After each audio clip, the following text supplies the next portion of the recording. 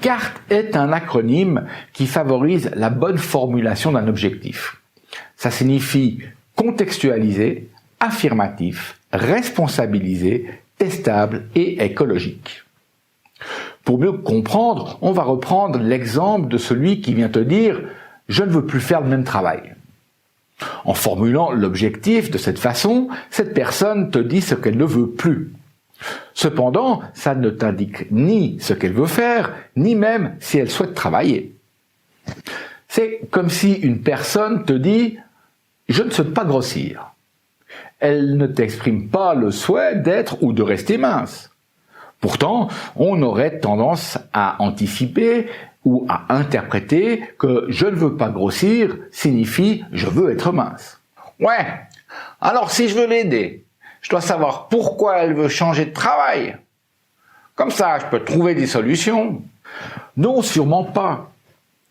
Si tu lui poses la question « pourquoi ?»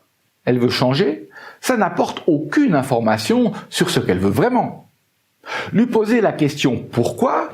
ça maintient la personne dans le présent en recherchant tout ce qu'elle n'aime plus et tout ce dont elle veut se libérer.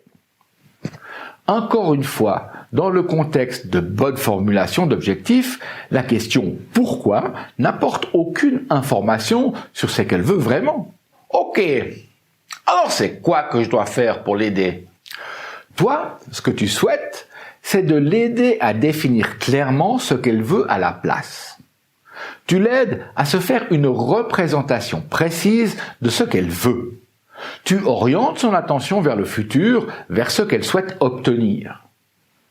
Pour faire ça, il ne doit pas y avoir de négation dans la formulation d'un objectif.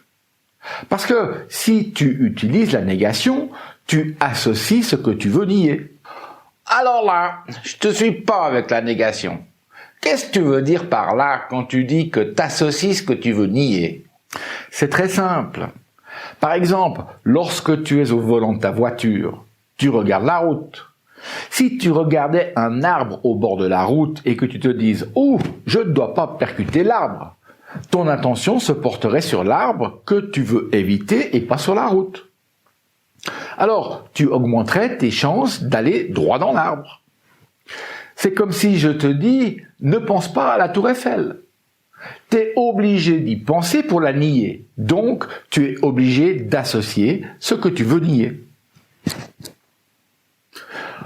Pour formuler un objectif et le rendre motivant, la démarche que te propose la PNL requiert deux conditions. D'abord, l'objectif doit s'exprimer sous une forme affirmative. Et deuxièmement, sa formulation doit utiliser des termes descriptifs. En appliquant le questionnement du métamodèle à la personne qui vient te dire « je ne veux plus faire le même travail », demande-lui ce qu'elle veut à la place. Alors, tu obtiendras une affirmation du type « je veux un autre travail ». Et pour la personne qui te dit « je ne souhaite pas grossir », demande-lui « à partir de quel poids avez-vous cette impression d'avoir grossi ?» De cette façon, tu réponds au premier critère, celui d'exprimer un objectif sous une forme affirmative. Tu amènes la personne à dire ce qu'elle souhaite obtenir et non pas ce qu'elle souhaite éviter. Pour répondre au deuxième critère, tu demandes à la personne quel travail elle veut à la place. Ainsi, tu obtiendras un descriptif, comme par exemple « je veux un travail en extérieur » ou « je veux avoir des horaires fixes ». Tu vas donc poser des questions qui vont permettre à la personne de se faire un descriptif le plus détaillé possible de ce qu'elle souhaite à la place.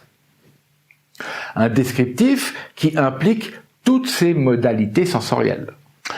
Un descriptif détaillé, tu dis?